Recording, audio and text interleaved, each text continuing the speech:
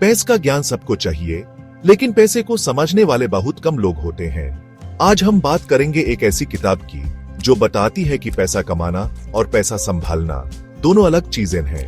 नाम है the psychology of money by Morgan Housel. इसमें हम जानेंगे कि पैसे के साथ कैसे बिहेव करना है, कैसे अपने इमोशंस को कंट्रोल करना है जब बात आती है पैसे की। क्योंकि यार, पैसा तो आता जाता रहता है, लेकिन सही डिसीजन लेने का स्किल हमेशा कम आता है। तो तैयार हो जाओ अपने भाई पंकज गोपे के साथ पैसे की दुनिया में एक क्रेजी राइड पे जाने के लिए। Let's go. ये जो मॉर्गन भाई है ना, ये कहते हैं कि हम लोग यह मानते हैं कि फाइनेंशियल डिसीजंस लॉजिक पे बेस्ड होते हैं। एरेब है, लॉजिक की तो छुट्टी है जब बात आती है पैसे पे। याद है 2008 की फाइनेंशियल क्राइसिस। लोग शेयर मार्केट में अपना पैसा डूबते हुए दिख रहे थे और पैनिक में सब बेचने लग गए। क्या वो लॉजिक था? नहीं यार, वो था डर। देखो, हर एक बंदा अलग होता है। कोई गरीब घर से आता है तो उसको रिस्क लेने में डर लगता है। कोई अमीर बाप का बेटा है तो वो आराम से रिस्क ले लेता है। तो मोरल ऑफ द स्टोरी क्या है? अपने आप को किसी से कंपेयर मत करो यार। सबकी कहानी अलग होती है, सबका स्ट्रगल अलग होता है। फोकस करो अपनी गेम पे। आजकल तो क्या है ना, हर कोई शो ऑफ मार रहा है। गाड़ी बड़ी होनी चाहिए, फोन लेटेस्ट मॉडल का होना चाहिए, लेकिन यार असली वेल्थ तो वो होती है जो दिखती नहीं है। कोई बंदा BMW में घूम रहा है, इसका मतलब ये नहीं कि वो अमीर है। हो सकता है उसने लोन पे ली हो या फिर अपनी सारी सेविंग्स उड़ा दी हो। असली वेल्थ तो वो है जो बैंक में पड़ी है, जो इन्वेस्टमेंट्स में लगी है, जो इमरजेंसी फंड है। जैसे मॉर्गन भाई कहते हैं, पैसा उड़ाते हुए दिखाने से पैसा कम होता है, ज्यादा नहीं। तो यार, दिखावा मत करो, चुपचाप से पैसा कमाओ और चुपचाप से इन्वेस्ट करो।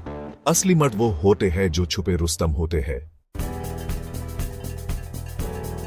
ये कंपाउंडिंग का कॉन्सेप्ट है ना, ये बिल्कुल मैजिक है, लेकिन प्रॉब्लम ये है कि लोग इसको सीरियसली नहीं लेते। देखो, वॉरेन बफेट को ले लो। ये बंदा तो इन्वेस्टिंग का बाप है। इन्होंने अपना ज्यादातर पैसा 50 साल के बाद कमाया है। क्यों?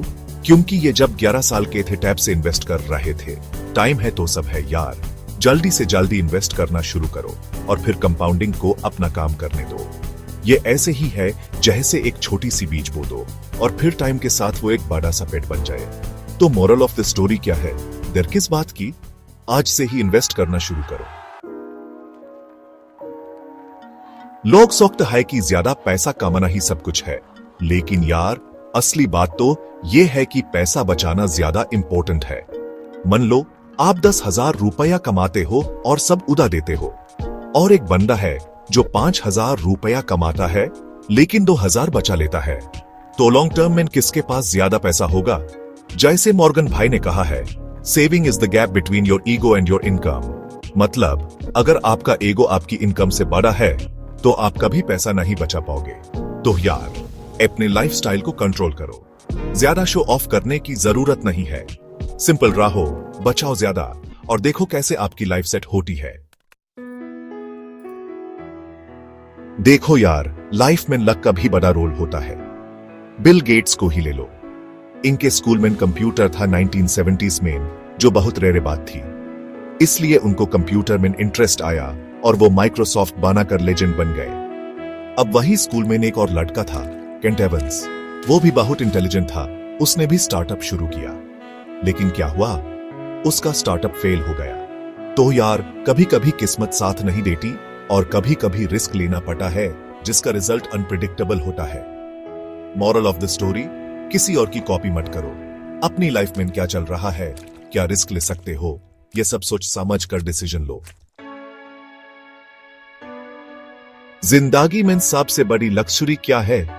फ्रीडम। जब आपको किसी के सामने हाथ नहीं फैलाना पड़ता, जब आप अपने हिसाब से जिंदगी जीते हो, वो है असली मजा। मॉर्गन भाई ने सही कहा है, doing what you want, when you want, with whom you want, for as long as you want, is the ultimate definition of wealth। पैसा इतना कमाओ कि आपके पास ऑप्शंस हों। अगर आपको अपनी जॉब पसंद नहीं है तो आप छोड़ सको। अगर आपको ट्रैवल करना है तो आप कर सको। तो यार, पैसे को अपना गुलाम बनाओ, खुद उसके गुलाम मत बनो। पैसे का चक्कर है भाई। यह कभी खत्म नहीं होता। लोग सोचते हैं कि 1 करोड़ रुपया आ जाए तो लाइफ सेट है। फिर 1 करोड़ आता है तो सोचते हैं 2 करोड़ क्यों नहीं। यह ग्रीड है यार, और ग्रीड कभी खत्म नहीं होती।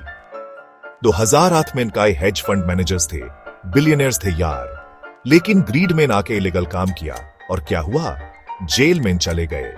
तो यार जो है उसमें खुश रहो, ज्यादा का लालच मत करो। कभी कभी बास कहना ही जिंदगी का सबसे बड़ा फंदा होता है। Moral of the story, contentment is the key to happiness. पैसा इंपॉर्टेंट है लेकिन सब कुछ नहीं है। तो इस किताब से हमें क्या सीखने को मिलता है?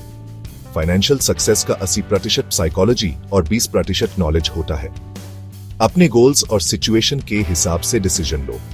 दिखावा मत करो, सेविंग्स बढ़ाओ, जल्दी शुरू करो, पेशेंस रखो। फ्रीडम सबसे बड़ी वेल्थ है। अगर आप पैसे को समझना चाहते हो तो द साइकोलॉजी ऑफ मनी एक मस्ट रीड किताब है। आपको इस बुक का कौन सा पार्ट सबसे इंसाइटफुल लगा? कमेंट करके बताइए। और अगर आप चाहते हैं और ऐसी एनिमेटेड बुक समरीज तो चैनल को सब्सक्राइब करना ना भूलें। तो मिलते हैं नेक्स्ट वीडियो में एक और धांसू बुक के साथ। तब तक के लिए अपना ख्याल रखो और पैसे को अपना गुलाम बना के रखो।